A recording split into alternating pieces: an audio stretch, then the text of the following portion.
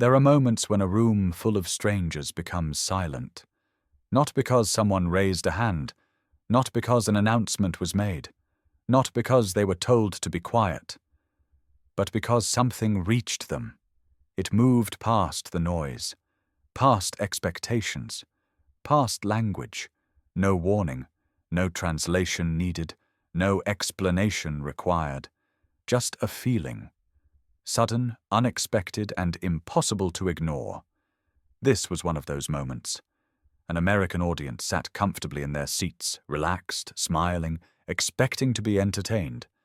They came for a performance, they came for a show, they came believing they would leave exactly the same way they arrived.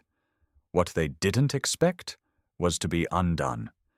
Not by volume, not by spectacle, not by something dramatic or rehearsed to impress, but by a song, sung by a Filipino voice they had never heard before, a voice without familiarity, without celebrity, without anything to lean on except truth. As the first notes filled the room, something shifted. Postures changed, eyes lifted, breathing slowed. And as the song continued, the audience realized this wasn't just music. It was memory. It was longing.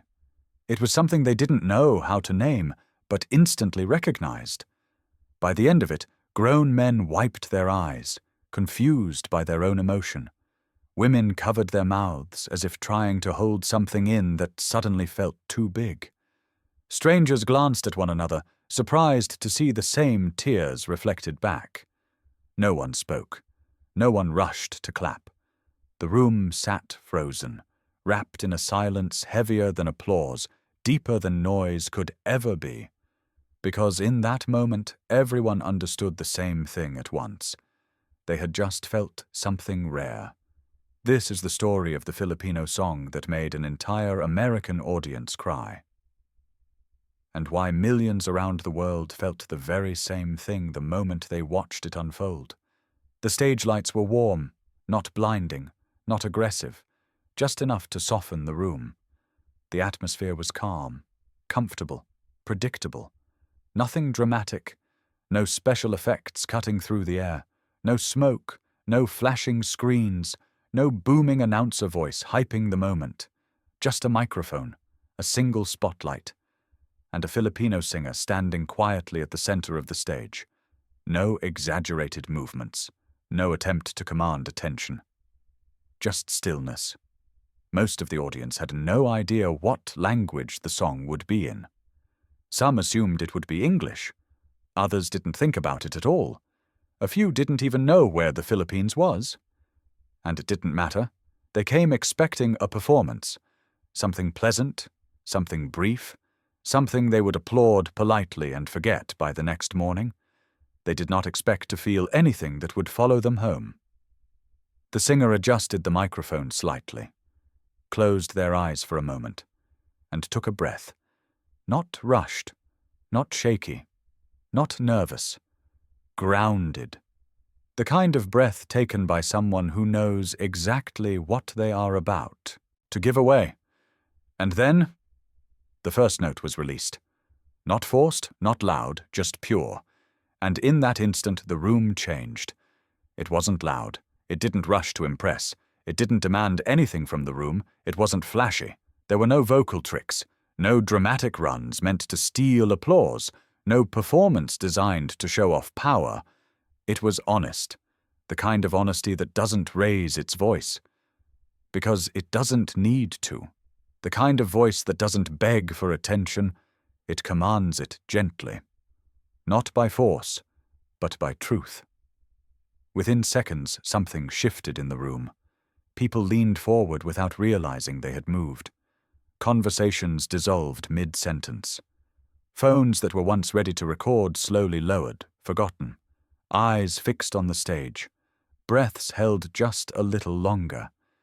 Because the voice carried something familiar, something deeply human, even to those who couldn't understand a single word being sung. It carried longing, the ache of wanting something just out of reach. It carried memory, moments tucked away in the back of the mind, suddenly resurfacing. It carried loss, the quiet kind that never fully leaves. And it carried love, the kind that stays, even when people don't. This wasn't just a song being performed. It felt like a confession, one spoken out loud so others could finally recognize their own. Here's what makes this moment extraordinary. Most of the audience didn't speak Filipino. They didn't recognize the words. They couldn't follow the lyrics line by line.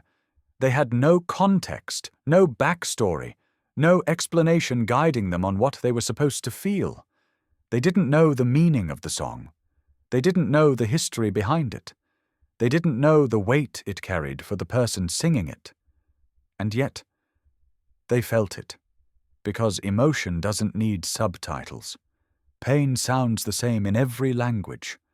So does love. So does regret. So does hope. A trembling breath. A softened note. A pause held just a second too long. These are things the heart understands instantly. The singer's voice cracked. Not from weakness, not from nerves, not from fear of being heard, but from truth. The kind of truth that lives too close to memory, too close to lived experience. And when that crack came, the first tear fell somewhere in the audience, unnoticed, unannounced, then another, and another, until the room quietly realized they were no longer just listening. They were feeling together. This song, one deeply rooted in Filipino culture, carries a weight that isn't immediately visible, but is instantly felt. It often speaks of family, of sacrifice made quietly, of love expressed through action rather than words, of parents who give without asking to be thanked, of children who leave home believing there will always be time to return. It speaks of distance, not just physical miles, but emotional space created by work, responsibility, and survival, of unspoken love between parents and children, between people who care deeply yet rarely say it out loud, between families separated by time, by oceans, by fate. For Filipinos, the meaning is painfully familiar. It mirrors the lives of millions who leave home to provide for those they love, who miss birthdays, who miss funerals, who miss moments they can never get back. But for the American audience, the song unlocked something personal. They didn't hear a foreign story. They heard their own. People thought of their mothers, the ones who stayed strong even when they were tired. Their fathers, the ones who showed love through effort, not emotion.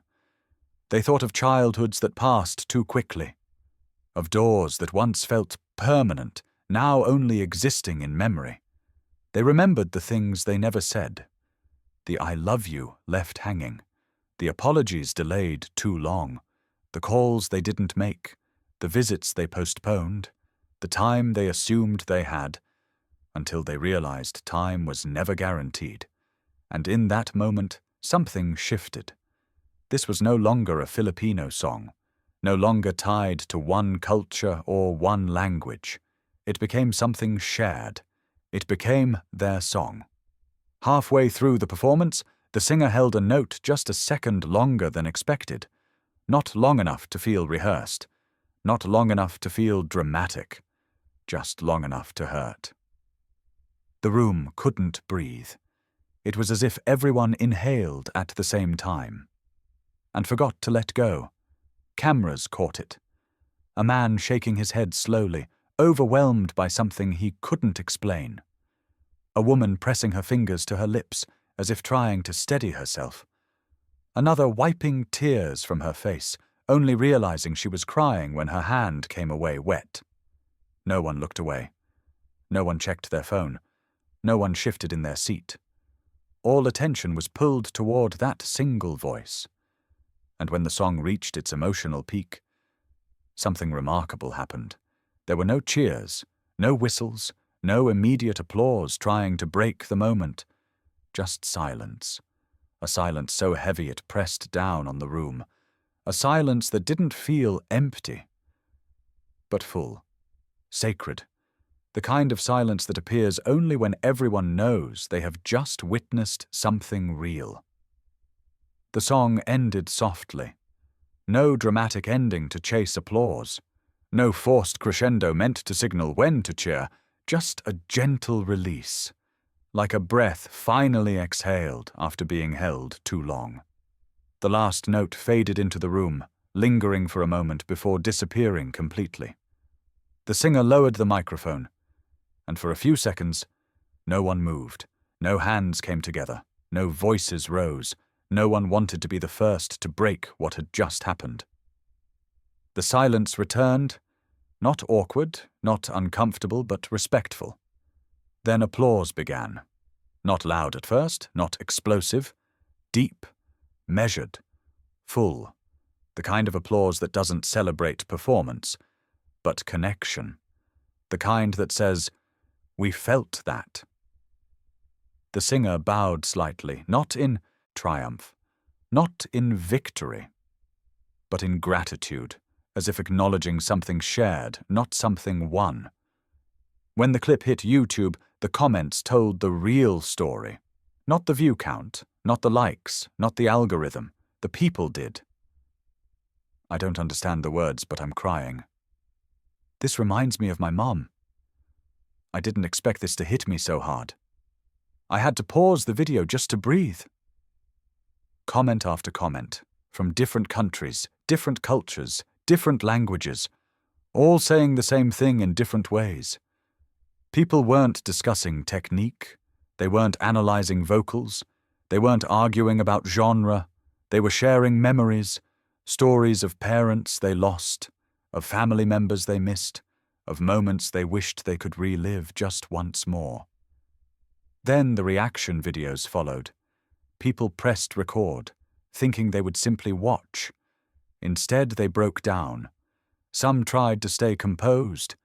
Some laughed nervously through tears. Some stopped the video midway, overwhelmed by feelings they didn't expect to surface. Not because anyone told them to react, not because the internet demanded it, but because they couldn't help it. The song reached past the screen, past the speakers, past the walls people had built around themselves. This wasn't content designed to go viral. It wasn't engineered for clicks. It was connection, pure, unfiltered, human. And that's why it spread. Not because people wanted others to see it, but because they wanted others to feel it too. This moment proved something powerful, something quiet, something undeniable. Filipino voices carry stories the world is ready to hear, not because they're exotic, not because they're unfamiliar, not because they come from a place far away on a map, but because they are human. They carry the same love, the same fear, the same longing, the same hope that lives in every heart, everywhere. For a long time, Filipino stories have existed in the background, heard in kitchens, in late-night phone calls across oceans, in songs sung softly at home. But in that moment, one voice stepped forward and reminded the world of something it often forgets. Music doesn't belong to one country. It doesn't need permission. It doesn't need translation to be understood. Emotion doesn't belong to one culture. Grief sounds the same in every language. So does love. So does regret. So does hope. And sometimes, it doesn't take an orchestra. It doesn't take a headline name. It doesn't take spectacle or perfection. Sometimes all it takes is a single voice, standing under warm lights, singing from a place of truth, to remind the world that beneath accents, flags, and borders, we are far more alike than we realize. And when that happens, a song becomes more than music. It becomes a mirror. That night, an American audience didn't just hear a Filipino song. They didn't walk away talking about technique. They didn't debate lyrics or genre. They didn't remember it as just another performance. They felt their own lives reflected back to them. In that voice, they heard the people they loved, the moments they missed, the words they never found the courage to say. They felt the weight of time passing, the quiet sacrifices made by parents, the distance that grows when life gets busy, the love that stays, even when it goes unspoken. And that's why they cried. Not because the song was sad, not because they were told it was emotional, but because it touched something real, something personal, something they had been carrying for years. Because the most powerful music doesn't ask you to understand it. It doesn't demand explanation or context. It asks something far simpler and far deeper. It asks you to remember who you loved, to remember where you came from, to remember the moments that shaped you before life moved too fast. And in doing so, it reminds you of who you are.